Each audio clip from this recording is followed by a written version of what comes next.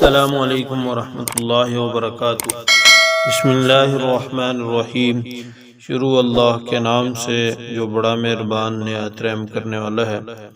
دوستو، آج آپ کو مسواک کی افادیت اور مسواک کے فوائد بتائے جا رہے ہیں۔ مسواک جو شخص کرتا ہے وہ جلد بوڑھا نہیں ہوتا، اور مسواک کرنے والے کے بال جلد سفید نہیں ہوتے۔ مسواک نظر کو تیز کرتی ہے، اور مسواک منہ کی صفائی کا ذریعہ ہے۔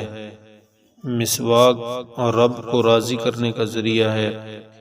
مسواک فرشتوں کو خوش کرنے کا ذریعہ ہے۔ مسواک آنکھ کو منور کرنے کا ذریعہ ہے۔ مسواک منہ کی بدبو کو دور کرتی ہے۔ مسواک دانتوں کے پیلا پن کو دور کرتی ہے۔ مسواک دانتوں کو چمک دیتی ہے۔ مسواک مسوڑوں کو مضبوط بناتی ہے۔ مسواک سے کھانا جلد ہضم ہو جاتا ہے۔ مسواک بلغم کو ختم کرتی ہے۔ مسواک نماز کو دوبالا کرتی ہے، یعنی نماز کے اجر و ثواب میں اضافہ ہو جاتا ہے۔ اور مسواک معدہ مضبوط کرتی ہے۔ مسواک شیطان کو دور کرتی ہے۔ مسواک نیکیوں کو بڑھاتی ہے۔